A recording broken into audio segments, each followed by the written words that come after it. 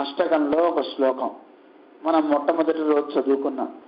వాత్సల్యాత్ అని భగవంతుడిలో ఉండేటి ఒక గుణాన్ని మనం ప్రహ్లాదుడి విషయంలో చూసాం. ప్రహ్లాదుని ఎలా రక్షించాడో చూసాం. ఇక రెండో గుణం అనేది తెలియజేస్తున్నారు.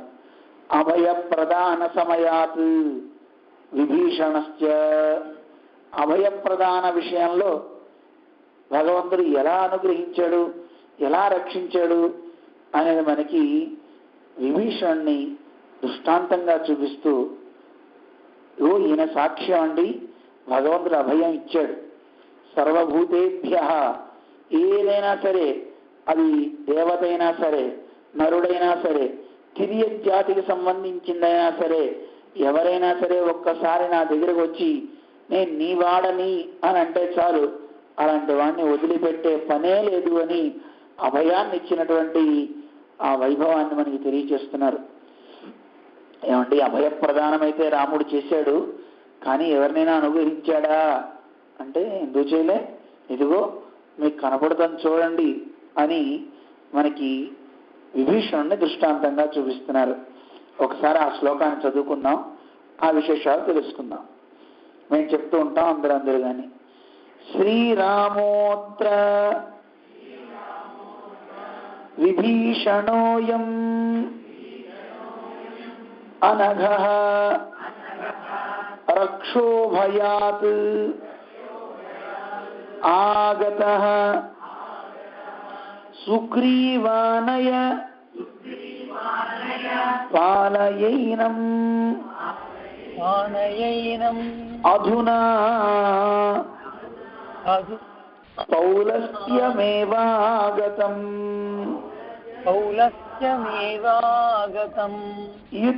ఇత్యుక్త్వా అభయం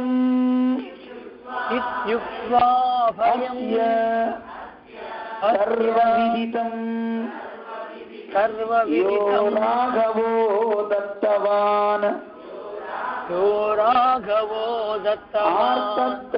ఆర్తత్రాణపరాయణః భగవాన్ నారాయణో మే గతిః. రామచంద్రుడిగా భగవంతుడు అవతరించి ఆయన చేసిన ఉపకారం ఏమిటి అంటే, భగవంతుడు రాముడిగా అవతరించిన ఎక్కడ తన గొప్పతనాన్ని తాను చెప్పుకోవాలి, నేను దైవాన్ని అని చాటుకోవాలి. ఒక మనిషి ఎలా అయితే గనక ఉండాల్సిన లక్షణాలతో తాను ఉంటాడో వాడు అందరికంటే గొప్పవాడు అవుతాడు అని మనకి చెప్తోంది. కానీ కొంతమంది అన్నారు, ఏమండి రామచంద్రుడు జటాయువుకి మోక్షం ఇవ్వలేదా, ఇచ్చేశాడు, ఇవన్నీ చేశాడు కదా, అందువల్ల ఆయన దైవమే అన్నారు. వెంటనే రాముడు చెప్పాడు, నాయనా సత్యేన లోకాన్ జయతి, మోక్షం నేనేమిటో నువ్వు ఇవ్వచ్చు ఎవరికైనా. ఎలాగూ అన్ని లోకాల్ని నేను జయించా. ఎలా జయించాట రామచంద్రుడు? సత్యేన లోకాన్ జయతి, అన్ని లోకాల్ని సత్యవాక్పాలన చేత జయించాట రామచంద్రుడు. ఎంత గొప్పతనం! మనం కూడా అన్ని లోకాల్ని జయించాం, కొన్ని తప్ప మిగతావి. మనం ఆడే అసత్యాల వల్ల మనకు కూడా నరకలోకాలన్నింటినీ మనం జయించాం. ఆఖరికి మనం శుభ్రంగా వెళ్ళగలుగుతాం, ఇబ్బందే లేదు. కానీ రామచంద్రుడు సత్యం వల్ల పై లోకాలన్నింటినీ, క్రింద లోకాలన్నింటినీ అన్ని తన ఆధీనంలో ఉన్నాయి. సత్యవాక్కుకి అంత గొప్పతనం ఉంది. అయితే సత్యవాక్కు అంత గొప్పతనం ఉంది కదా అని సత్యం మాట్లాడుతూ ఎదుటివాడికి ఇబ్బంది కలిగించకూడదు. సత్యం బ్రూయాత్ ప్రియం బ్రూయాత్ న బ్రూయాత్, సత్యం అప్రియం అంటూ శాస్త్రం మనకి చెప్తాం. సత్యం మాట్లాడు, ఆ సత్యం ఎదుటివాడికి ప్రియాన్ని చేయాలి, అంటే ఎదుటివాడికి మంచి చేయాలి. అలానే మంచి చెయ్యాలి కదా అని అబద్ధాలు ఆడుతూ సత్యాన్ని కప్పిపుచ్చకు. ఎన్ని నియమాలు ఉన్నాయో, చాలా కష్టం. కానీ రామచంద్రుడు సత్యవాక్ పాలకుడు. అది దానివల్ల లోకాలు జయించాడు. దీనాన్ దానేనా, దీనులందరినీ, అంటే ఎవరైతే కనుక అర్భకులు ఉంటారో, ధనం లేని వాళ్ళు ఉంటారో, అలాంటి వాళ్ళందరికీ ధనాన్ని ఇచ్చి రామచంద్రుడు వాళ్ళని గెలిచాడు. వాళ్ళందరూ రాముడు రాముడు రాముడు అనుకుంటున్నారు. మరి పండితులందరినీ ఎలాగా అంటే ఆయన దగ్గర ఉన్నటువంటి జ్ఞానం చేత పండితులందరినీ గెలిచాడు రామచంద్రుడు. అందరినీ గెలవాలి అంటే కత్తితోనే సాధించక్కర్లా, రాముని చూస్తే మనకి తెలుస్తుంది. లోకాలు జయించాలంటే సత్యవాక్కు, అలాగే తీరులైన వాళ్ళని జయించాలంటే దానం ఇవ్వడం చేత, పండితుల్ని జయించాలంటే విద్వత్తు చేత, శత్రువుల్ని జయించాలంటే పరాక్రమం చేత ఇలా జయించవచ్చు అని మనకి చూపించినటువంటి మహానుభావుడు శ్రీరామచంద్రుడు. అందువల్ల మనిషి మనిషిగా ఉంటే చాలా గొప్పవాడవుతాడు అని మనకి చెప్పడం కోసమే సాక్షాత్తు శ్రీమన్నారాయణుడే నరుడుగా అవతరించాడు. ఎక్కడ మాయ చూపల. తాను ఎన్ని కష్టాలున్నా కష్టాలని తట్టుకుంటూ నిలబడ్డాడు రామచంద్రుడు. ఆయనలో ఉండే గొప్ప గుణం మనకి ఇక్కడ కనపడుతుంది. రామాయణం మనం చూసినట్లయితే మనం అందరం అంటూ ఉంటాం, ఏమండి ఆయన దేవుడు కదండి, ఆయనకి ఏమిటండి మనం మనుషులం కదండి అంటాం. కానీ నిజానికి రామునికి వచ్చిన కష్టం లోకంలో ఎవ్వరికీ రానే రాదు. రామచంద్రుడు తానే అరణ్యంలో ఒక మాట అన్నాడు. రావణాసుడు సీతమ్మ ఎత్తుకుపోయిన తర్వాత సీతమ్మ కోసం వెతికే సందర్భంలో జటాయువు పడి ఉంది. ఆ చివరి ప్రాణం పోతూ ఇక చివరి సమయంలో తను మాట్లాడి ప్రాణం వదిలి, ఆ సమయంలో రామునికి వచ్చిన దుఃఖం ఇంత అంతా కాదు. ఆయన అంటాడు రామచంద్రుడు, ఏమిటి నాకు ఈ కష్టాలు, రాజ్యాత్ భ్రంశ వనే వాస నష్టా సీతాహతో ద్విజ.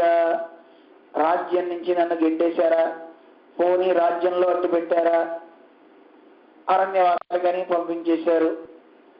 వనే వాస వనవాసమైంది, పోనీ సీతమ్మతో హాయిగా గడుపుదాం అనుకుంటే అరణ్యవాసం పూర్తయ్యే సమయం ఇంకా 1 సంవత్సరం ఉందనగా సీతమ్మ ఇప్పుడు కనపట్టలేదు. నష్టా సీత, నా ప్రియురాలు సీత, ఆవిడ లేకుండా నేను ఉండలేనే అని స్వామి రామచంద్రుడు అంటున్నాడు.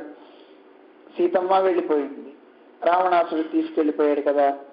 పోనీ మా నాన్నగారి వయస్సు కలిగిన వాడు, 60,000 సంవత్సరాలు కలిగిన వాడు, మా నాన్నగారి స్నేహితుడు ఈ జటాయువు, హతో ద్విజ, ఈయన పోయాడే, నాకేమిటి కష్టాలు.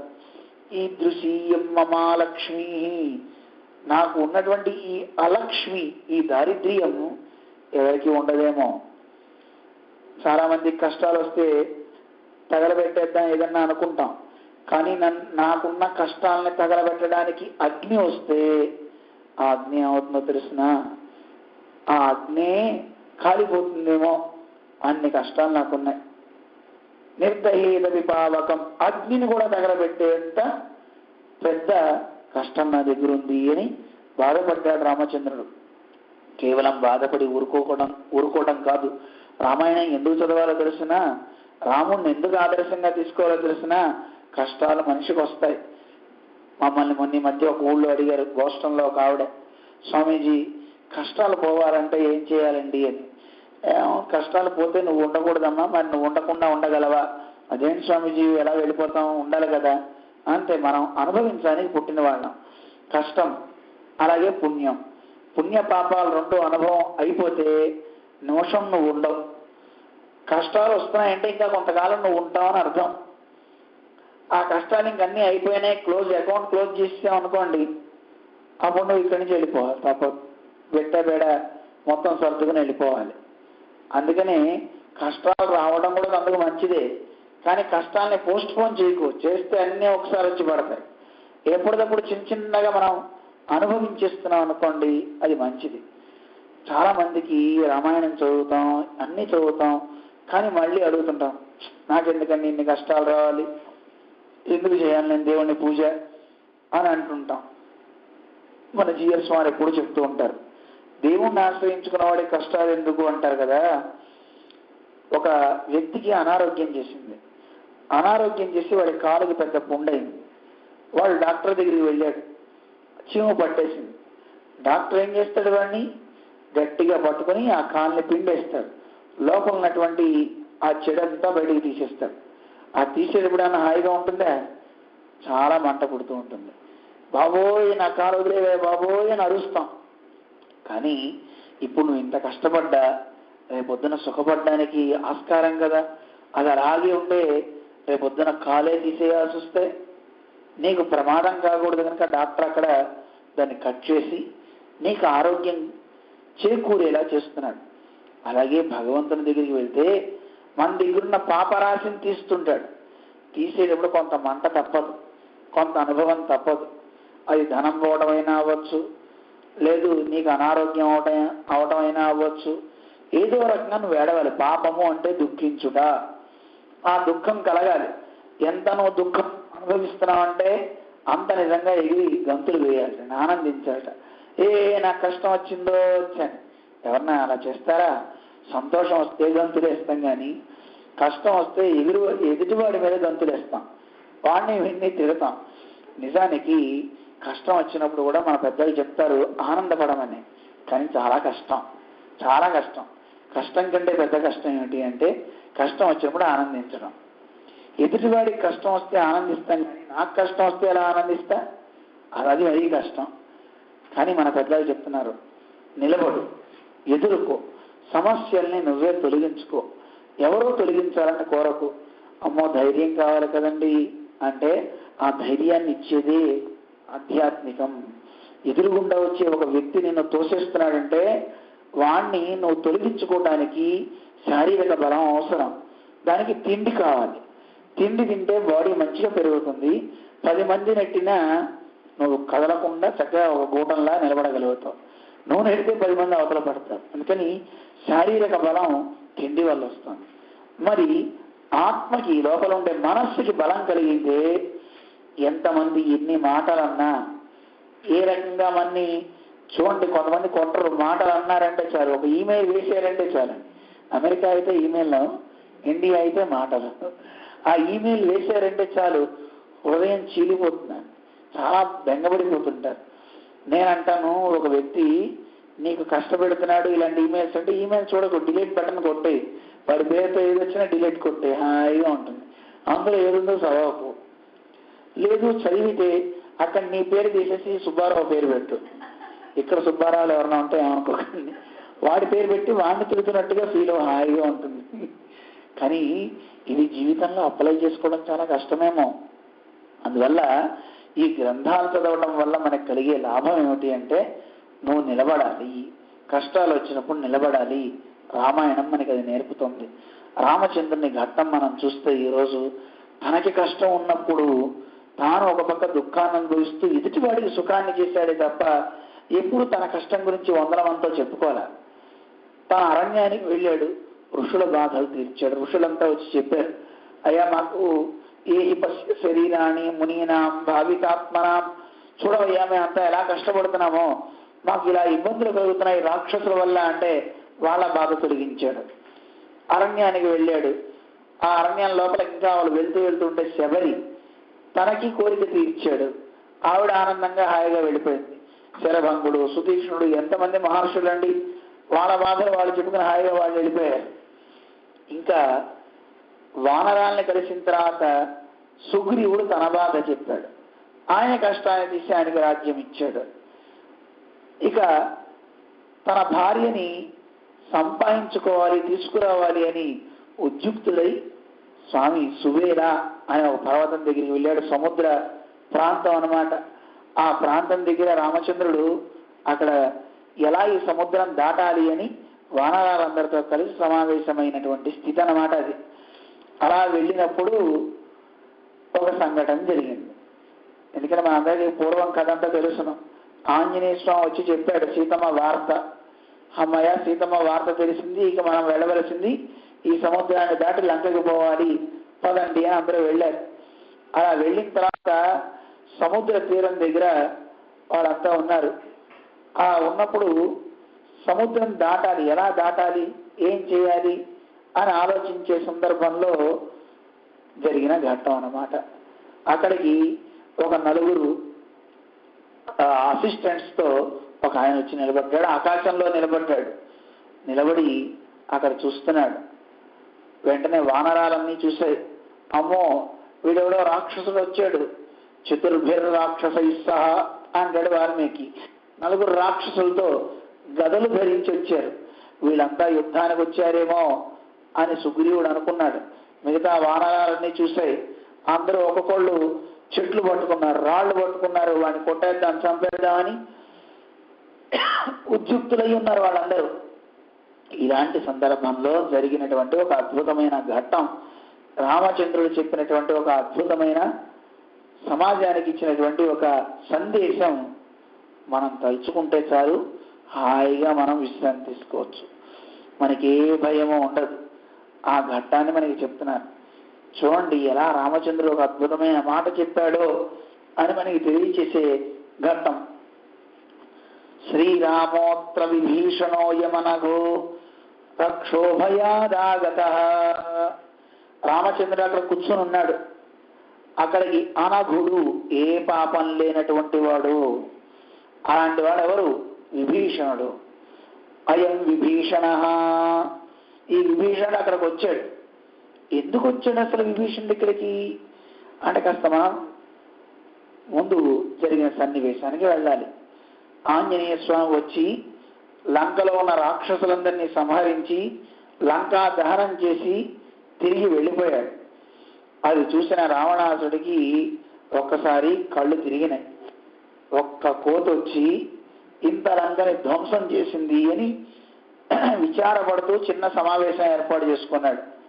అప్పుడు విభీషణుడు చెప్పాట, అన్నా నువ్వు పెద్దవాడి, గొప్పవాడి, నీకు నేను చెప్పేంతటి వాడిని కాను, కానీ ఒక చిన్న మాట చెప్తా. ఎప్పుడైతే నువ్వు సీతమ్మని ఇక్కడికి తెచ్చావో అప్పటి నుంచి లంకలో అనేక రకాలైనటువంటి అపశకునాలు దాపురించాయి. ఇక్కడ పాలిచ్చే ఆవులు ఒట్టిపోయినాయి, పాలు ఇవ్వడం మానేశాయి. నిత్యము అగ్నిహోత్రం చేస్తుంటారు మన వాళ్ళు, హోమాలు. ఆ హోమాలలో అగ్ని ప్రజ్వరలింటం లేదు. ఒకవేళ వస్తే ఒకసారి అలా వచ్చి ఆరిపోతుంది. అగ్నిహోత్రంలో పొగే ఎక్కువ వచ్చి మంట తక్కువ వస్తుంది. అంటే ఇవన్నీ అపశకునాలటండి. హోమాలు చేసేటప్పుడు అందుకే జాగ్రత్తగా జ్వాల బాగా రావాలి తప్ప పొగ బాగా ఎక్కువ రాకూడదు. అలా వస్తే అది మంచిది కాదన్నట్టు అనమాట. జాగ్రత్త చూసుకుని చేసుకోవాలి. అందువల్ల ఇలాంటి అపశకునాలన్నీ కనపడుతున్నాయన్న. ఇంతేకాదు, మన రాజ్యంలో ఎన్నో కాకులు గుంపులు గుంపులుగా చేరి గట్టిగా అరుస్తున్నాయి. ఇది ఒక అపశకునం. అలాగే గ్రద్దలు పైన ఆకాశంలో తిరుగుతున్నాయి, వృత్తాకారంలో సంచరిస్తున్నాయి. ఇదొక అపశకునం అంటూ ఎన్ని అపశకునాలు చెప్తాడో. ఎవరికి రాజ్యంలో నిద్ర లేదన్నా. నేను మిగతా వాళ్ళు చెప్పలేకపోతున్నారు, కానీ నేనైతే నీకు చెప్తున్నానన్నా, నీ మంచి కోరేవాడిని, నువ్వు బాగుపడాలి అని కోరుకునేవాడిని కనుక అన్నా నీకు చెప్తున్నా, సీత మనకి వలదు. ఒక్క మాట చెప్తున్నా, ఒక్క సీత వచ్చిన తర్వాత లంకలో ఉన్న అపశకునాలే కాదు, నిన్న ఒక కోతి వచ్చి ఎంత ధ్వంసం చేసిందో మనం చూసాం కదా అన్న. సీతని మన రామచంద్రుడికి ఇచ్చేద్దాం, మనం మన బంధువులతో సుఖంగా ఉండొచ్చు అని విభీషణుడు చెప్పాడు. రావణాసుడు ఏం మాట్లాడలేదు, చాలా కోపంగా ఉంది. అక్కడ ప్రహస్తుడు మొదలైన వాళ్ళు ఉన్నారు. రావణాసుడు ఏకాంతంలోకి వెళ్ళి అనుకున్నట్ట, నిజానికి ఈ మాట విభీషణుడు అన్నప్పుడు మిగతా ప్రహస్తుడు మొదలైన వాళ్ళు ఖండించాలి కదా. ఎవరు ఖండించట్లేదంటే వీళ్ళకి కూడా ఈ అభిప్రాయం ఉందా, తెలుసుకుందాం అని రాజ్యంలో ఉన్న వాళ్ళందరినీ రమ్మనమని అత్యవసర సమావేశం పెట్టాడు. కేబినెట్ మీటింగ్ పెట్టినట్టుగా అందరూ రావాల్సింది అని పిలుపునిచ్చారు. రావణాసుడు కొలువు తీరి ఉన్నాడు. ఒక్కొక్కళ్ళు గుర్రాలు వేసుకుని ఏనుగుల మీద వాటి మీద గబగబా రాజ్య ప్రాసాదంలో గల వాళ్ళంతా లోపలికి వచ్చారు. సమావేశమైంది. కొంతమంది పురజనులంతా కూడా రాజ్యంలో ఉండే రాక్షసులంతా నేల మీద కూర్చున్నారు, కొంతమంది ఆసనాల్లో, కొందరు. అందరూ సమావేశమైనప్పుడు కుంభకర్ణుని కూడా తీసుకొచ్చారు. అప్పుడు అందరికీ తెలుసు సీతమ్మని తెచ్చిన విషయం, కానీ కుంభకర్ణుడికి తెలియదు. అందుకోసమని మళ్ళీ ఒకసారి రావణాసుడు తెలియజేస్తాడు. ఇలా జనస్థానంలో రామచంద్రుడు లక్ష్మణస్వామి దూరంగా ఉన్న సందర్భంలో సీతమ్మని తీసుకొచ్చేసాను, లంకలో పెట్టాను. ఆవిడ ఎంత సౌందర్య రాసో చెప్పడానికి వీలు కాదు సుమా, వినవయా కుంభకర్ణ అని ఆయన చెప్తున్నాడు. అసలు ఈ 3 లోకాల్లో ఆవిడ కోసం దేన్నైనా వదిలిపెట్టేయచ్చు, ఒక్కసారి ఆ స్త్రీ యొక్క ఆలింగనాన్ని పొందితే నాకు చాలు అంటూ రావణాసురుడు సీతమ్మ మీద ఉన్నటువంటి కామోద్రిక్తతను మొత్తాన్ని అక్కడ వెలుగుచ్చాడు. వెలుగుచ్చి ఇలా జరిగిన విషయాలన్నీ తెలిసిన తర్వాత కుంభకర్ణుడు నానా తిట్లు తిట్టేట. అన్నా, నువ్వు పెద్దవాడివి కదా, కాస్త బుద్ధి ఉందా లేదా? ఎప్పుడైనా సరే ఏదైనా రాజు అనేవాడు చేయాల్సిన పని ఏమిటి? ఏదైనా పని చేయాలన్నప్పుడు ముందు ఆత్మబుద్ధి సుఖం చేయవా అన్నట్లుగా ముందు నీకు ఒక ఆలోచన ఉండాలి. ఇది చెయ్యొచ్చా చేయకూడదా అనే ఆలోచన ఉండాలి. కొన్ని దాన చేసావా? చేయదా? ఏం చేసావు? పోనీ నీకు ఆలోచన లేకపోతే రాజ్యంలో కొంతమంది మంత్రులను పెట్టుకున్నావు కదా, నెలకి శాలరీస్ ₹1,00,000 ఇచ్చి, మరి వాళ్ళందరినీ ఒకసారి పిలిచి మాట్లాడవచ్చు కదా. ఒకసారి వాళ్ళతో సంభాషించి ఇలా తెద్దాం అనుకుంటున్నాను ఏమంటారు అని అనొచ్చు కదా. కనీసం నువ్వు వాళ్ళతో కూడా మాట్లాడలేదన్నా ఇది తప్పు. నువ్వు ఇలా చేసి ఈరోజు ఒక వానరుడు చింత చేశాడు, ఇంత ధ్వంసం చేశాడని ఇలా మనం బాధపడే కంటే ముందే కనుక చేస్తుంటే ఎంత బాగుండేది. సర్లే, ఏం పర్వాలేదన్నా, నువ్వు ఇంత నీతి చెప్పాడు కదా మంచివాడు అనుకున్నా నేను చదివినప్పుడు. తర్వాత చూస్తే తెలిసింది వాడు అన్నాడు, ఏం పర్వాలా, నేను చూసుకుంటా, ఎవడొస్తాడు వాడు, ఇంద్రుడైనా సరే యముడైనా సరే ఎవరిని తెచ్చుకుంటాడో తెచ్చుకొని వాడంతా నేను చూస్తా, నీకేం పర్వాలేదన్న. ఊరిని ఇప్పటిదాకా ఇంత వేదాంతం చెప్పి వాడిని తిట్టి చివరికి ఈ మాట, సరే అవసరం వచ్చినప్పుడు నాకు చెప్పండి, నేను వచ్చి చూసుకుంటా అన్నట్ట కుంభకర్ణుడు. దాన్ని చూసిన తర్వాత మిగతా వాళ్ళందరికీ ధైర్యం వచ్చింది. కుంభకర్ణుడు అంతటి వాడే ఇలా అన్నాడంటే ఇక మనకేం అని వాళ్ళు లేచి, మిగతా వాళ్ళు లేచి, రావడానికి ఏం పర్వాలేదు, నిజానికి ఏదైనా సరే మంత్రులతో ఆలోచించి నువ్వు చెయ్యాలి, కానీ చేయలేదు. ఓకే, మా దగ్గర ఉన్నటువంటి చతురంగ బలాలతో ఈ లంకని చీమ కూడా దోమ కూడా లోపలికి రాకుండా చూసుకోగలను, నువ్వేం భయపడకు, వాళ్ళని అక్కడే చిత్తు చేసేస్తాం అంటూ ఒక్కొక్కరు వాళ్ళు ప్రోత్సహించారు. అప్పుడు రామచంద్రుడి బలం సామాన్యం అనుకుంటున్నావా అని విభీషణుడు మొదలుపెట్టాడు. రాముని యొక్క బాణాగ్ని ఎవరిని వదలదు. మీరు ఎంతమందిని ఓడించగలిగే శక్తి కలిగిన వాళ్ళైనా సరే సుమా, రాముని పరాక్రమం సామాన్యమైనది కాదు. ఖరదూషణాది వధ కావచ్చు, ఎన్నో ఘట్టాలు మనం రాముని చూశాం, విన్నాం. అటువంటి రామునితో వైరం మంచిది కాదు సుమా అని హెచ్చరించాడు విభీషణుడు. కోపం వచ్చింది ఇంద్రజిత్తుకి. ఏమయ్యా, రాక్షస కులంలో అసలు ఎలా పుట్టావు నువ్వు? మా కులంలో ఉండాల్సిన ఆ పుట్టుకేనా నీది అంటూ ఇంద్రజిత్తు కూడా అనేక మాటలంటే వెంటనే విభీషణుడు బుద్ధి చెప్తాడు. ఏమయ్యా, నువ్వు చిన్నవాడివిరా, నీకేం జ్ఞానం ఉందని, యుక్తాయుక్త విచక్షణ నీకు ఇంకా తెలియదయ్యా. నువ్వు మీ నాన్నకి మంచి జరగాలని కోరుకో, అంతేగాని నువ్వు చేసేటటువంటి మాటల వల్ల నీ తండ్రికి రాజ్యానికి ఇబ్బంది కలగకూడదు సుమా అంటూ విభీషణుడు చెప్తాడు. ఇలా ఇన్ని మాటలు మాట్లాడుతుంటే రావణాసుడు కోపం వచ్చింది. మా కులంలో చెడబుట్టావు నువ్వు అని విభీషణుడిని అందరి ముందు తిట్టి, నువ్వు జ్ఞాతిశ్చేదనలేన కిం అని మనకి శాస్త్రం చెప్తాం. జ్ఞాతులంటే అన్నదమ్ములు. నిజానికి బయటవాడి కంటే నిజమైన శత్రువు ఎవరు అంటే జ్ఞాతులేటండి. అన్నదమ్ముల బిడ్డలు వీళ్ళే కొట్టుకుంటారు, వేరే అగ్నిహోత్రం అక్కర్లేదండి వాళ్ళ మధ్య, ఎవడు పెట్టక్కర్లా. అందువల్ల నువ్వు నాకు శత్రువు అని తెలుస్తోంది. నా దగ్గరుండి నువ్వు మంచి మాట్లాడాల్సింది పోయి, నా వైపు మాట్లాడాల్సింది పోయి ఇలా నువ్వు చెప్తావా? దిక్కుల పాంసన అని అందరి ముందు విభీషణుని అవమానించాడు రావణాసురుడు. ఒక్క క్షణం కూడా ఇంకక్కడ నిలవలేకపోయాడు. ఒక్కసారి పైకి ఆకాశంలో ఎగిరాడు విభీషణుడు. తన దగ్గర ఉన్నటువంటి 4 మిత్రులతో, తనలాంటి భావజాలం కలిగిన 4 మిత్రులు అలా పైకి లేచి వెళుతూ ఒక మాట చెప్తున్నట్ట, అన్న ఇంకా నీ మీద నాకు ప్రేమ చావాలా, ఒక్క మాట చెప్తా విను. జ్యేష్ఠ భ్రాత పితుస్సమాన అని శాస్త్రం చెప్తుంది కదా, అన్నయ్య అంటే తండ్రితో సమానుడే. అలాంటి అన్నకు అపకారం జరుగుతుంటే నేను చూడలేను. ఇప్పటికైనా చెప్తున్నా విను. సీత అంటే ఎవరో తెలుసా? సీతమ్మను నువ్వు ఆలింగనం చేసుకోవాలని కోరుతున్నావు. సీత సామాన్యురాలు కాదు. ఆవిడ కాళరాత్రి తాం విద్ధి అని ఒకసారి ఉపదేశం చేసినట్టుగా మళ్ళీ చెప్తున్నాడు ఈయన. ఆవిడ ఒక మహాసర్పం. సర్పాన్ని ఎవడైనా పక్కలో పెట్టుకుంటాడా? అది కాట వేసిందంటే నువ్వే కాదు నీ వంశమంతా పోతుంది. మంచిది కాదు. సీతమ్మని నువ్వు ఇచ్చేసేయి. అది కాక ఇంకొక మాట అన్న, ప్రపంచంలో వ్యక్తులు ఎలాంటి వాళ్ళు దొరుకుతారో తెలిసిన సులభా పురుషారాజన్ సతతం ప్రియవాదిన అప్రియస్యతు పథ్యస్య వక్తా శ్రోతా చ దుర్లభ. అన్న, ఎప్పుడైనా సరే మనం చెప్పిన దానికి పక్కన తాళం కొట్టేవాళ్ళు దొరుకుతారేమో కానీ ఇది తప్పు అని చెప్పేవాళ్ళు ఉండరన్నా. నీకు ఎప్పుడైనా సరే నువ్వు చేసే పనిలో అది తప్పైతే తప్పని, ఒప్పైతే ఒప్పని చెప్పే మంచి వ్యక్తులు కావాలి. అలాంటి వాళ్ళని నువ్వు పెట్టుకుంటే, బుద్ధి కలిగిన వాళ్ళు ఉంటే నీకు శ్రేయస్సు అన్నా. కానీ నువ్వేం చేస్తున్నావు? నువ్వు చేసే విషయంలో పనిలో ఇది తప్పు, ఇది నీకు ముప్పు కలిగిస్తుంది అని నేను చెప్తే అది తప్పు అంటున్నావు. నన్ను కులపాంసుడు అంటే కులంలో చెడ్డగుంటేవని అంటున్నావన్నా. ఇది తగున? నిజానికి అలా మంచి చెప్పేవాళ్ళు దొరకరు.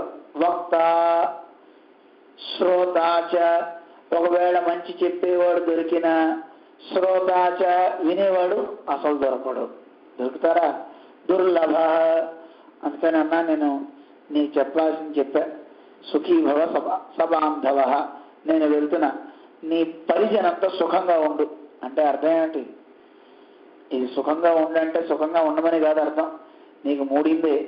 రాముడి చేతిలో నీకు, నీ పరివారానికి, అందరికీ కూడా ప్రాణాలు పోవటం ఖాయం. సుఖీ భవ, పో, నేను లేకుండా మీరు ఎంత సుఖంగా ఉంటారో చూస్తా అన్నట్టుగా విభీషణుడు చెప్పాట. చెప్పి ఎప్పుడైతే అక్కడ బయలుదేరాడో ఉత్తరం తీరమాసాద్య, వెంటనే ఉత్తర తీరానికి అక్కడికి రాముడి సన్నిధికి చేరిపోయాడు. ఎలా చేరాడు? బాగా మంట ఇల్లు కాలిన చోట ఆ ఇంట్లోంచి పరిగెత్తేవాడు ఎంత త్వరగా అక్కడ ఉండడానికి అసలు నిలవజాలడో అంత త్వరగా వెళ్ళిపోయాట. ఇంకా ఇప్పుడు మనకి మైనస్ లో ఉంది కదండి బయట చలి. ఒకసారి బయట నిలబడ్డాం అనుకోండి, బయటికి వెళ్ళామంటే ఎంత తొందరగా లోపలికి పరిగెత్తాము అని అక్కడ ఉండలేక లోపలికి పరిగెత్తుకొస్తాము. అలాగా రావణాసుడు కూడా పొరుగును ఒక్కసారి అక్కడి నుంచి నలుగురు తలాంటి భావజాలాల వాళ్ళతో వచ్చేసాడు. అయితే అక్కడ ఉండే రాక్షసులంతా రావణాసుడికి ఎలాంటి బోధ చేశారో తెలుసా? ఏం రావణ, నువ్వు ఇలాంటి పని చేశావు, అసలు రాముడు నీ మీదకి యుద్ధానికి రాకుండా ముందే సీతమ్మని బలాత్కారం చేసేసి ఉంటే అయిపోయింది కదా, ఇప్పటికైనా మించిదేం లేదు, రాముడు చంద్రుడు ఇక్కడికి వచ్చే లోపల సీతమ్మని అనుభవించేసేది అన్నట్టు. వెంటనే రావణాసుడు చెప్పాడు, ఒరే ఆ పని ఎప్పుడో చేసి ఉండేవాడిని, కానీ నాకు ఒక శాపం ఉంది. పూర్వం రంభ, నలకూబరుడు రంభ, మాది ఒక పెద్ద కథ అనుకోండి. ఆయనతో ఆవిడ విహారానికి వెళ్తుంటే రంభని ఈయన అనుభవించట, బలాత్కారం చేసేట. చేసినప్పుడు వెంటనే అతను శాపం పెట్టేట, ఇంకోసారి గనక ఏ స్త్రీనైనా సరే ఇలా బలాత్కరిస్తే నీ శిరస్సు 1000 ముక్కలైపోగాక అని శాపం పెట్టాడు. పెడితే నీ మొహం, నీ శాపాలు నాకు తగులుతాయా అని నేను దాన్ని లెక్క చేయలేదు. పుంజిక స్థల అని ఒక అప్సరస బ్రహ్మదేవుడి దగ్గర నుంచి వస్తుంటే వీడికి రావణాసుడికి కామం, ఎంతసేపు ఎక్కడ ఏ అందం ఉన్నా సరే అందం నాకే కావాలనే కోరిక. ఆ పుంజిక స్థలం చూసి ఆవిడని బలాత్కారం చేశాట, ఆవిడని వివస్త్రం చేశాట, ఆవిడ అనుభవించాడు. ఆవిడ సిగ్గుతో గబగబా బ్రహ్మ దగ్గరికి పరిగెత్తుకు వెళ్ళింది. బ్రహ్మదేవుడు వెంటనే రావణాసుడిని శాపం పెట్టాడు, ఏమయ్యా రావణ, నువ్వు చేస్తున్న తప్పు.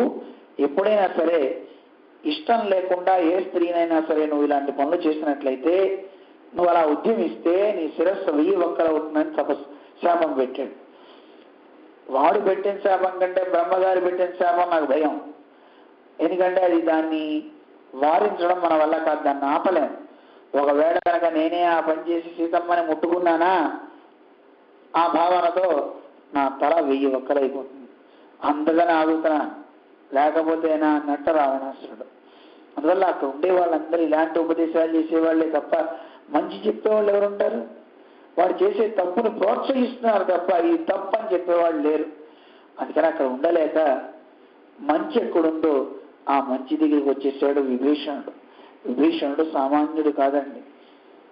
రావణాసురుడు కుంభకర్ణుడు, విభీషణుడు ముగ్గురు తపస్సులు చేశారు పరమాత్మ గురించి.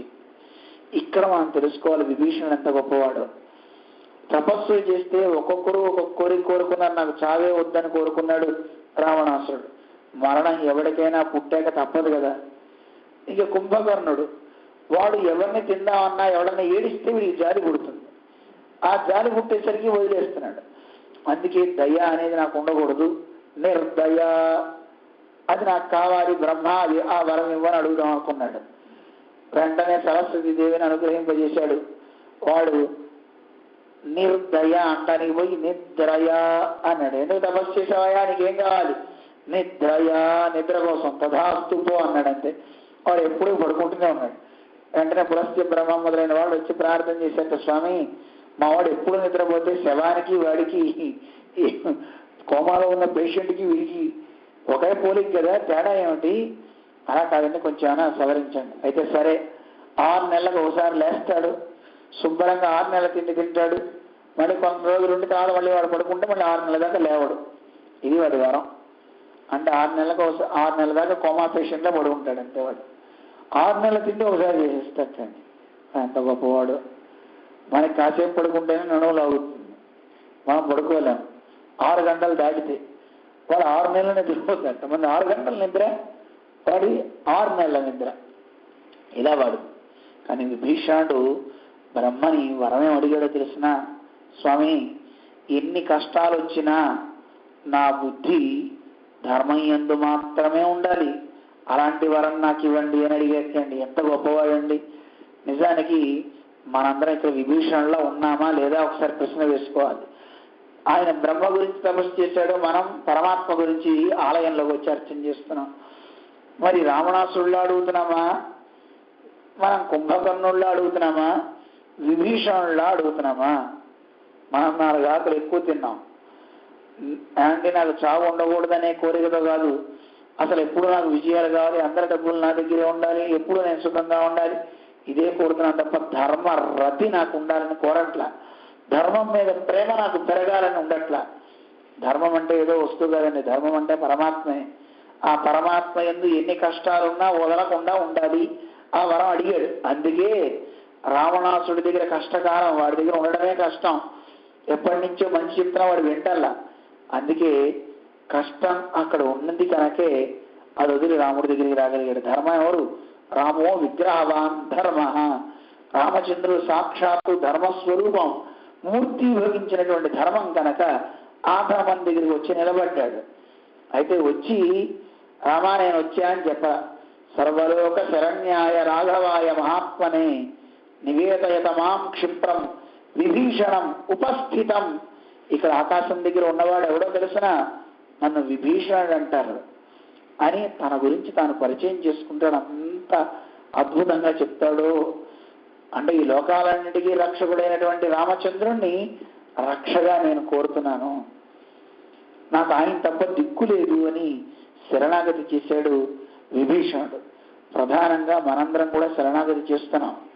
ఇందులో ప్రధానంగా మనం తెలుసుకోవాల్సినవి, విభీషణుడు చేసినట్లుగా మనం కూడా దైవం దగ్గర శరణాగతి చెయ్యాలి. ఏమిటి శరణాగతి అంటే 6 రకాలైన అంగాలతో కూడి ఉంటుంది శరణాగతి.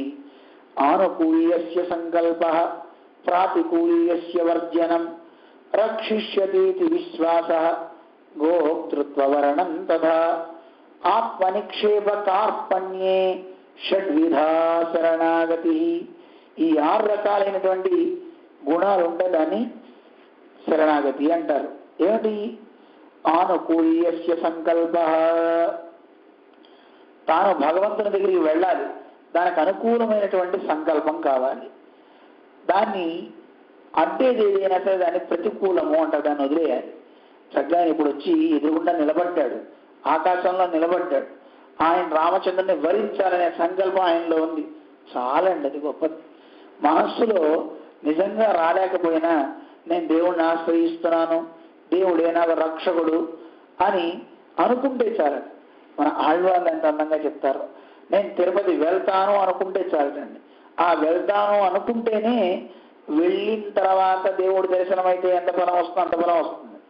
మొన్న ఒక ఆయన అడిగాడు, ఏమంటే 4 గంటలు 6 గంటలు మేము లైన్లో నిలబడుతుంటాం, వీపీలంతా వెళ్ళి దర్శనం చేసేసుకుంటారు, మరి ఎంత బాధ వేస్తుందంటే మాకని కామన్ పీపుల్ ఎలాగండి అని. అదే ఆదివారు చాలా బాగా చెప్పాడు. నువ్వు ఇంటి దగ్గరే ఉండి నేను తిరుపతి వెళ్తాను అనుకుంటే చూసి వచ్చిన బలం కలుగుతుంది అన్నారంటే ఎంత గొప్ప దైవం వెంకటేశ్వర స్వామి. అసలు నేను ఇంకోటి చెప్పా, లైన్లో ఉన్నప్పుడు నువ్వు వాడు వెళ్ళిపోతున్నాడు వీడు వెళ్ళిపోతున్నాడు వాడి గురించి తిట్టుకునే బదులు కాసేపు గోవిందుడిని స్మరణ చేసుకుంటే నీకు ఇంకా ఎంత ఆనందం కలుగుతుందో ఆలోచించండి. దేవుడు మన ఇంకా ఇంకా ఇంకా ఇంకా ఇంకా ఎక్కువగా నిన్ను చూడాలనుకుంటూ నీ క్షేత్రంలో నేను అడ్డు పెట్టుకుంటున్నాడు. నేను ఒక మాట చెప్పాను, తొందరగా దేవుడిని దర్శించుకుని వెళ్ళిపోయే వాళ్ళందరికీ ఎలాంటి వాళ్ళు తెలిసినా అండి, దేవుడు ఇలాంటి వాడు తొందరగా కొండ దిగి వెళ్ళిపోతే బాగుండు అనుకుంటాడు. కానీ అనుకుని అలాంటి వాడు రాగానే వాడికి తొందరగా దర్శనం ఇచ్చి పంపించేస్తాడు. నిన్న ఆయన క్షేత్రంలో అట్టు పెట్టుకోవాలనుకుంటున్నాడు, ఇంకాసేపు ఉంటే బాగుండు ఇంకాసేపు ఉంటే బాగుండు. ఎందుకంటే వైకుంఠాత్పరమోకేశ, ఆ పర్వతం సాక్షాత్తు వైకుంఠం కంటే గొప్పది అంటున్నాడు. అలాంటి వైకుంఠంలో నువ్వు ఉంటున్నావు, ఎంత గొప్పతనం అండి. నువ్వు వైకుంఠంలో ఉండడం గొప్ప, లేదు తొందరగా నువ్వు కూడా కోటీశ్వరులా దర్శనం చేసుకుని వెళ్ళిపోతావు. చెప్పు ఏది మంచిది అంటారు చెప్పండి. ఎక్కువసేపు ఆ వాయువు పీల్చడమే, ఆ కొండ మీద ఉండడమే ఒక గొప్ప సౌభాగ్యమే. ఆ పర్వతాన్ని కలిస్తేనే పాపాలన్నీ పోతాయంటారే, ఎందుకు మనకి బెంగ? ఎప్పుడు చూసినా ఈ టీవీ గాళ్ళు చర్చాగోష్ఠులు పెడితే ఇవే జరుగుతాయి, ఎంతసేపు ఇవే. అందుకని ఎదుటి వాడి గురించి ఆలోచించుకో, నీ గురించి నువ్వు భావించుకో. చక్కగా ఇలాంటి క్షేత్రంలో కాసేపు ఉండనిచ్చాడు ఆ విఐపిని దేవుడా అనుగ్రహించు, వాడు మంచి బుద్ధి కలగాలని చక్కగా అలాంటి చాలా మంచిదే కదండి. అందువల్ల అలాంటి మంచి స్థితి ఇక్కడ విభీషణుడు కూడా స్వామి సన్నిధిలో ఉన్నాను అనుకున్నాడు చాలా, అంతే. ఆయన ఊళ్ళో ఉన్నాడు, ఆయన తీరంలో ఉన్నాడు. ఆనకూల్యస్య సంకల్ప ప్రాతికూల్యస్య వర్జనం, భగవంతుణ్ణి పొందడానికి అడ్డుగా ఏవైతే ఉంటాయో ఆ ప్రతిబంధకాలన్నింటినీ వదిలిపెట్టేశాడు. ఏవేంటివి? భగవంతుని కంటే ప్రతికూలంగా మనల్ని భగవంతుని దగ్గరికి చేర్చకుండా చేసేవి ఈ లోకంలో ఉండే బంధాలు, అవన్నీ వదిలిపెట్టేశాడు విభీషణుడు. త్యక్వా, అన్నింటినీ వదిలిపెట్టేశానయా. వేటిని? రాజ్యాన్ని సుఖాన్ని అన్నింటినీ వదిలిపెట్టేశా. భవద్గతంచ మే రాజ్యం, ఎంత అందంగా చెప్తారో మన జీవస్వామి. రాజ్యం అన్ని నీ గతం చేశా అని చెప్పేటప్పుడు నా రాజ్యము నా సుఖము అన్నీ కూడా నీ దగ్గర పెట్టా అన్నట్టు. అంటే అర్థం ఏంటి? అందరికీ అర్థమైనంత రాజ్యకాంక్షి విభీషణ, రాజ్యం కోసం వచ్చేయండి ఈ విభీషణుడు అని అందరూ అన్నారు. ఏదైనా అనుకోనండి, ఒక్కొక్కళ్ళ భావన ఒకటైతే రాముని భావన ఎంత గొప్పదో ఇందులో మనకి తెలుస్తుంది. ఇలా విభీషణుడు చెప్పుకున్నాడు. ఎవరు నువ్వు అని అడక్క ముందే పెద్దగా గొంతు చేసి చెప్తున్నాడు ఆయన. రావణో నామ దుర్వృత్త, రావణాసుడనే ఒక దుర్వృత్తి చెడ్డ ప్రవృత్తి కలిగిన వాడు ఒక ఆయన ఉన్నాడండి. రాక్షసో రాక్షసేశ్వర, రాక్షసులకే రాక్షసుడు వాడు, సామాన్యుడు కాదు. తస్యాహ మనజో భ్రాత విభీషణం ఇది శృత, వాడి సోదరుణ్ణి నేను అని చెప్పుకున్నాడు. సిగ్గుపడలేదు విభీషణుడు. ఇక్కడ అంతరార్థం గుర్తించవలసింది ఏమిటంటే విభీషణులో ఎంత నిజాయితీ ఉందో చూడండి. రావణో నామ దుర్వృత్త, రావణాసుడు అనేవాడు దుర్వృత్తి కలిగిన వాడు. వృత్తి అంటే నడవడి. ఆ ప్రవృత్తి ఎలా? చెడ్డ నడవడి కలిగిన వాడు. ఏంటి చెడ్డ నడవడి? మంచి చెప్తే వినడు, వాడికి తోచింది ఏదో చేస్తాడు, ఆ చేసేది కూడా మంచి చేయడు. పరభార్య అయినటువంటి సీతమ్మని తీసుకొచ్చి లంకలో పెట్టాడు, అవ్వ తప్పురా అని చెప్పినా వినడు. వాడి వల్ల రాజ్యం అంతా నాశనం అవుతోంది. అలాంటి వాడు మా తల్లికి పుట్టాడు, మొట్టమొదటి వాడు జ్యేష్ఠుడు, వాడి తర్వాత గర్భంలో పుట్టినవాడిని నేను గనక, ఎందుకంటే ముందే పుట్టుంటే వాడి లక్షణాలు నాకు వచ్చి ఉండేవి కావు. కానీ వాడి తర్వాత నేను పుట్టే కనుక నాకు కూడా ఏమైనా అవలక్షణాలు ఉన్నాయేమో నాకు తెలియదు. ఆ గర్భంలో పుట్టిన వాడిని కనుక మీరు నన్ను శంకించవచ్చు. అందువల్ల వాడు నాకు సోదరుడు, నన్ను విభీషణుడు అంటారు అని ఆయన చెప్పుకున్నాడు. రామచంద్రుడు అడిగాడు. అసలు అడగడానికి ముందే ఈ వానరాలని చూశారు కదా, వానరులంతా సుగ్రీవుడితో చెప్ప ఆజ్ఞ ఇస్తే వాడిని వేసేస్తాం, చంపేస్తాం అన్నట్ట. చేసేయాలి, వాడు శత్రువు గనక ఒకసారి రాముడికి తెలియచేద్దామని రాముడి దగ్గరికి వచ్చి చెప్పాట. రామా శత్రువు వచ్చేసాడా, శత్రువు ఎంత కంగారో, వాణ్ణి చంపేమంటావా, వధించేస్తాం, వాణ్ణి అసలు రానివ్వకూడదు, శరణాగతి చేసే లక్షణాలు కలిగిన వాడిగా అక్కడ ఉన్నాడు, కానీ వాడు మంచివాడు కాదు సుమా అంటూ సుగ్రీవుడు చెప్పాట. అయితే మిగతా వానరాలందరి అభిప్రాయాలు కూడా తెలుసుకుందామని ఇక్కడ చాలా అందమైన మాట విభీషణుడు సుగ్రీవుడు చెప్తాట రాముడితో. రాముడికి సలహా ఇస్తున్నాడు, ఏం చేయమంటావు అని అడగల, ఈయనే చెప్తున్నాడు. మనం ఆయన తీసుకోవాలంటే పరీక్ష చేయాలి, ఏదో ఉత్తుగా తీసుకోవడానికి లేదు. వాడు సంధి కోసం వచ్చాడా, లేకపోతే దూతగా వచ్చాడా, లేదు గదా బాణయ్య వచ్చాడు కనుక మనల్ని సంహరించడానికి వచ్చాడా, అందువల్ల ఇక్కడ ఒక కమిటీ మీటింగ్ పెడదాం, ఆ మీటింగ్లో వాడు ఎందుకు వచ్చాడో తెలుసుకుందాం, ఇవన్నీ చేసిన తర్వాత అప్పుడు మనం వాడిని వధించేద్దాం అంటూ డిక్లేర్ చేసేస్తున్నాడు. అన్నీ ఆయనే. రామచంద్రుడు ఏం మాట్లాడా, మనస్సులో అనుకున్నాడు వీడి చేతే ఆయన్ని తీసుకురావాలి అని నిశ్చయం చేసుకున్నాడు రామచంద్రుడు. సరే, అందరి అభిప్రాయాలు కూడా తెలుసుకోవాలని ఒక్కొక్కరు ఒక్కొక్క అభిప్రాయాన్ని చెప్పారు. చెప్పినప్పుడు సుగ్రీవుడు అక్కడే వాడి శత్రువు కనుక ఇచ్చేద్దామన్నారు. అలాగే అంగదుడు కూడా చెప్పాట, వీడు సామాన్యుడు కాదయా అంటూ ఒక్కొక్కళ్ళు ఒక్కొక్క మాట. అది మనం చాలాసార్లు చెప్పుకున్నాం. చెప్తూ వీళ్ళు చాలా అందమైనటువంటి మాటలు మాట్లాడారు. ఒక దూతను పంపిద్దాం పైకి, వేరే వ్యక్తిగా పంపిద్దాం, వెళ్ళి వాడితో మాట్లాడి అసలు రావణాసుడి విషయంలో వాడు ఏమంటాడో తెలుసుకుందాం, ఇలా చెప్తాడు. జాంబవంతుడు కూడా వాడిని తీసుకురావడానికి అంగీకరించాడు. చివరికి ఆంజనేయ స్వామి మాట్లాడుతూ వీళ్ళందరూ మాట్లాడిన మాటల్ని ఖండిస్తాడు. ఖండిస్తూ నాకేదో తెలుసునని చెప్పట్లేదు, నేను వీళ్ళందరినీ చెప్పిన మాటని ఎదిరించాలని నేను చేయట్లేదు, రాముని ఆజ్ఞ గనక రాముని ఆజ్ఞని పాలిస్తూ నేను చెప్తున్నాను. విభీషణుడు చాలా మంచివాడు, శరణాగత తత్పరుడై ఉన్నాడు కనుక అతన్ని తీసుకురావచ్చు అని చెప్పేటండి. చెప్తూ ఒక దూతని పంపించి మనం తెలుసుకోవాలి అనుకుంటే ఆ దూత ఇక్కడి నుంచి తెలియని వ్యక్తిగా అపరిచితుడిగా పంపించాలంటే వేరే దేశంలో ఉంటే పంపించవచ్చు తప్ప మన ఎదురుగుండానే ఉన్నప్పుడు ఇంకోటి ఎవరో ఇంటి నుంచి వెళ్ళి నేను పలానా ఊరి నుంచి వచ్చాను, నువ్వెవరు ఇక్కడ అని అంటే పిచ్చోడు అనుకుంటారంటూ ఒక్కొక్కళ్ళు చెప్పిన దాన్ని ఖండిస్తాడు హనుమంతుడు. హనుమంతుడు మాట్లాడిన మాట వినగానే రామచంద్రుడి మనస్సు ఆనందం వేసింది. అక్కడ వాల్మీకి హా అంటాడు. ఆశ్చర్యంతో రామచంద్రుడు ముఖం ఒకసారి సూర్యకిరణాలకి పుష్పం ఎలా వికసిస్తుందో అలా రామచంద్రుడి ముఖం వికసించిందట. కానీ అక్కడ రామచంద్రుడు చెప్తాడు, ఆర్తోవా ఇదివా తృప్త కండు అనే ఒక మహర్షి చెప్పాడండి రామచంద్రుడికి. ఏమని చెప్పాడు, ఆర్తుడైనా సరే వాడు తృప్తుడైనా సరే పరేషాం శరణాగత, ఎలాంటి వాడైనా సరే వచ్చి శరణాగతి చేస్తే నన్ను రక్షించు అని అంజలి ఘటిస్తే అరిస్థానాం పరిత్యజ్య రక్షితవ్య కృతాత్మన కృతాత్మన అని చెప్పాటండి ఆ గురువు గారు.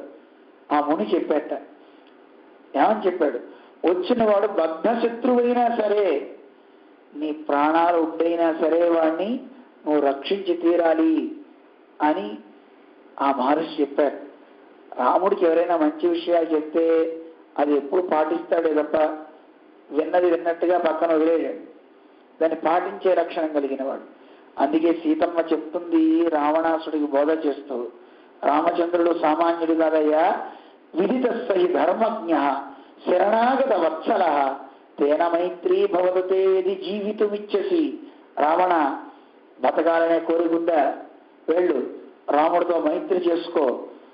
రాముడితో మైత్రి అంటే షేక్ హ్యాండ్ ఇమ్మని చెప్తుంది. పాదాలు పట్టుకోమంటే వీడు అభిమాన గనుడు గనక పట్టుకోడేమోనని షేక్ హ్యాండ్ ఇవ్వాలి, వెళ్ళిపో, చెయ్యివు, నువ్వు బతుకుతావు.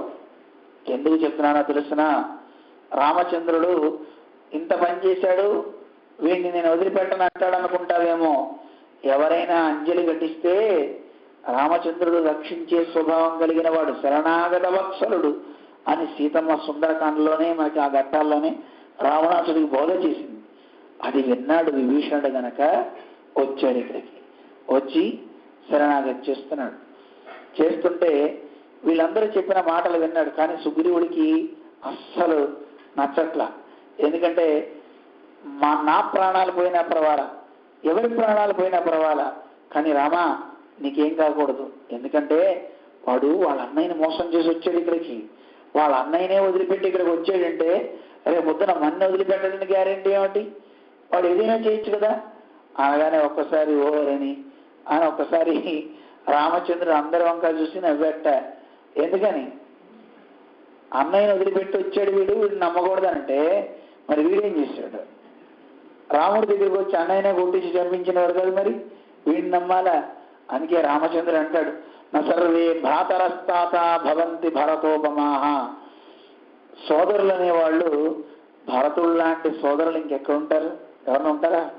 ఎవడైనా రాజ్యకాంక్షతో ఇక్కడికి వచ్చాడని నువ్వు అంటున్నావే, రావణాసురుణ్ణి వధ చేసి ఆ రాజ్యాన్ని పొందడానికి వచ్చాడని అంటున్నావే, ఒక్కటి ఆలోచించు.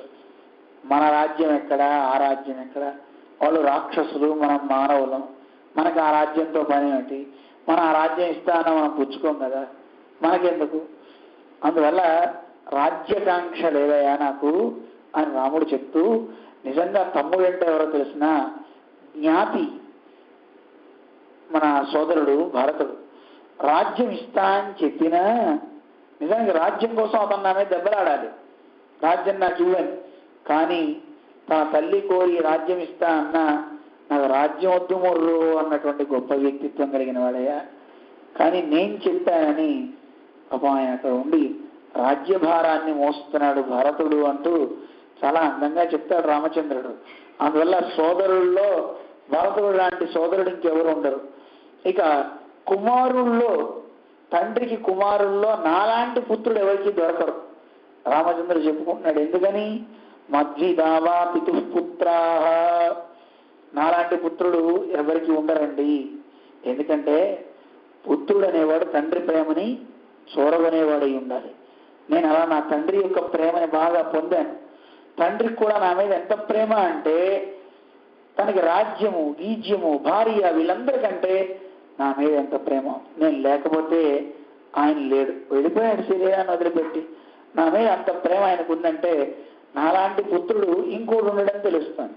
లోకంలో చాలా మందిని చూస్తాం, పిల్లవాడు పోయాడంటే ఆ పోయాడు కదా నేను చెప్తాను 4 రోజులు ఏడ్చి వదిలేస్తారు. కానీ పిల్లవాడు ఇక లేడు రాడు అనుకున్నాక తానే ప్రాణాలు వదిలిపెట్టేశాడే, అప్రయత్నంగా ప్రాణాలు వెళ్ళిపోయాయి అంటే నా మీద ఎంత ప్రేమ మా నాన్నకి.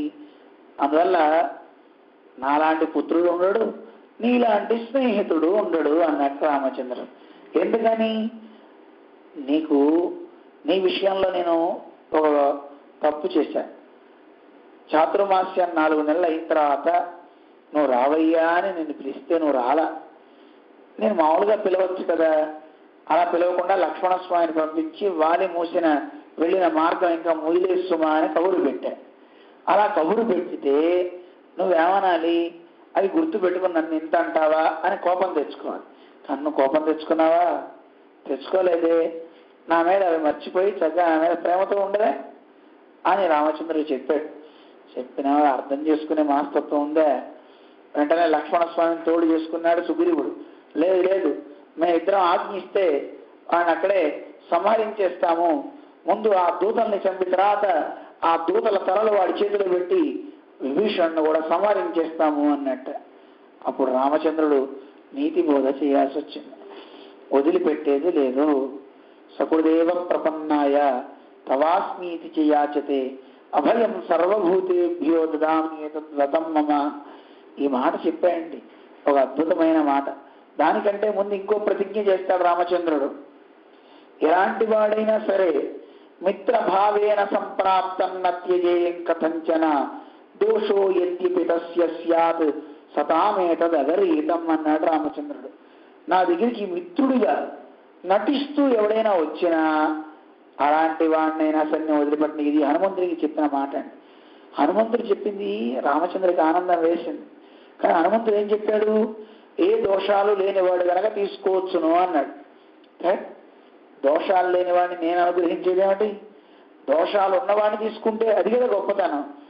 ఒక డాక్టర్ గారు రోగం కలిగిన వాడికి మందిచ్చి రోగం తగ్గిస్తే ఆ డాక్టర్కి పేరు తప్ప ఏ రోగం లేనివాడికి నేను టాబ్లెట్లు ఇచ్చానండి అంటే వాడి గొప్పతనమా? కాదు కదా. అందువల్ల రాముడు అంటున్నాడు, దోషం లేనివాడు అనకయా, దోషం ఉన్నవాడొచ్చినా సరే నత్యజేయం దోషో యద్యపతస్య స్యాత్, ఎన్ని దోషాలైనా ఉన్నవి నా దగ్గరకు ఒక్కసారి మిత్రుడుగా నటిస్తూ వచ్చినా సరే నత్యజేయం కథంచన, ఎప్పటికీ వదిలిపెట్టనన్నట్ట. అది రామచంద్రుని యొక్క ధర్మ దీక్ష, అభయ ప్రదానం. అభయం ఎక్కడిచ్చాడు? ఈ మాట తర్వాత మళ్ళీ చెప్తాడు సుగ్రీవుడు వినకపోతే. సకృదేవ ప్రపన్నాయ తవాస్మి, నీ వాడిని రామా అనగలమా అన్నేమా? ఒకసారి అనండి, రామా నీ వాడిని, రామా నీ వాడిని నేను అనండి. రాముడు నా వాడు అనుకున్నా మంచిదే, రాముడికి చెందిన వాడిని నేను అనుకున్నా మంచిదే. అలా అనుకున్న వాడిని రాముడు వదిలిపెట్టండి. ఏం చేస్తాట?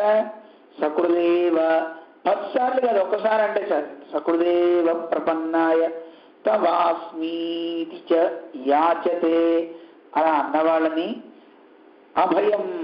అభయం ఇచ్చేస్తున్నా. సర్వభూతేభ్య, అన్ని ప్రాణులకి. అది ఇక్కడ రామచంద్ర సర్వభూతేభ్య అంటంలో కేవలం మనుష్యులకి అని కాదు. మనుష్యులైనా, దేవతలైనా, రాక్షసులైనా, యక్షులైనా, కిన్నరులైనా, ఏ జంతువైనా, స్త్రీ అయినా, పిల్లలైనా, ఎవరికైనా సరే అభయం ఇచ్చేస్తున్నా. సర్వభూతేభ్య, అన్ని భూతాలకి అభయము. ఏతద్ వ్రతం మమ, ఇది నా వ్రతం, ఇది నా దీక్ష అన్నాడు రామచంద్రుడు. అదే మనకి ఈ శ్లోకంలో చూపిస్తున్నాడు. అత్ర విభీషణ, ఎలాంటి వాడు ఈ విభీషణుడు? అనఘ, ఏ పాపాలు లేనివాడు.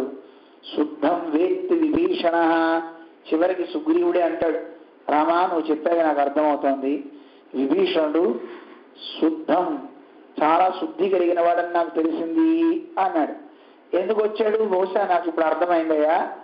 రక్షోభయాత్ ఆగత, రక్ష అంటే రావణాసురుడు.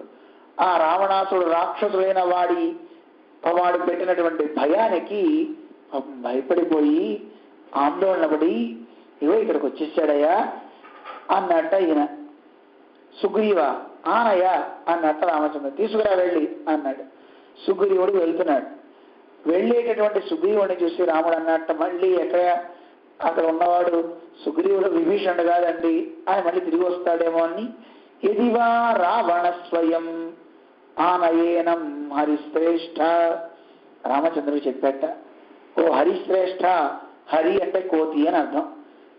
ఆ కోతుల్లో శ్రేష్ఠుడైన వాడు రాజు సుగ్రీవుడు. ఓ సుగ్రీవ, వచ్చినవాడు సుగ్రీవుడు, విభీషణుడు కాదు రావణాసురుడని వెనక్కి రాకు.